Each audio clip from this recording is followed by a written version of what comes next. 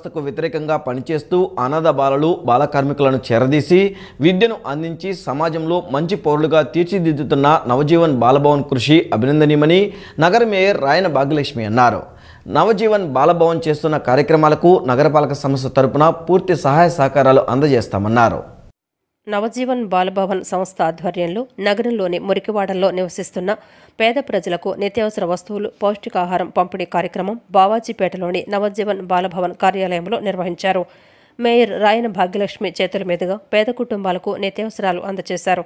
అనంతరం మేయర్ మాట్లాడుతూ పేదలకు నిత్యావసర సరుకుల పంపిణీ కార్యక్రమంలో తాను కూడా భాగస్వామురాలు కావటం సంతోషంగా ఉందన్నారు.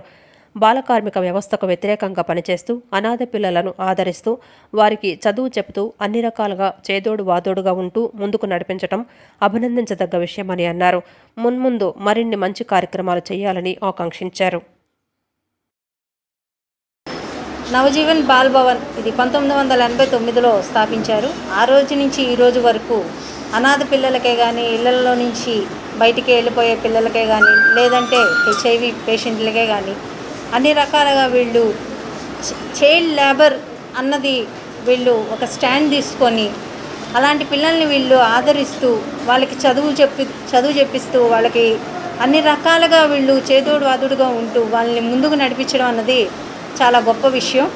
ఇలాంటి ఒక ప్రోగ్రాంలో ఈరోజు నేను పార్టిసిపేట్ చేయడం నాకు చాలా ఆనందంగా ఉంది. ముందు ఇంకా ఇలాంటి కార్యక్రమాలు చాలా చేస్తూ చైల్డ్ లేబర్ అన్నది తగ్గాలన్నదే వీళ్ళ ఆశయం.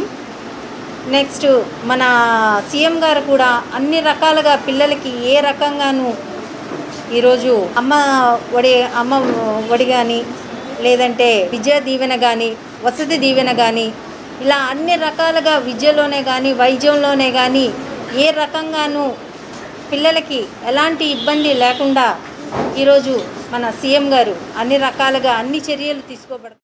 అనంతరం 36వ డివిజన్ కార్పొరేటర్ బాలగోవింద్ మాట్లాడుతూ పనులు లేక అవస్థలు పడుతున్న పేద కుటుంబాలకు నెలకు 200 మందికి నిత్యావసర వస్తువులు అందచేయటం అంటే మామూలు విషయం కాదన్నారు. ఎక్కడి నుంచో వచ్చిన బాలలకు వసతి భోజనం కల్పించి చదువు చెప్పించి ఉన్నత స్థాయికి చేర్చడం ప్రశంసనీయమని అన్నారు.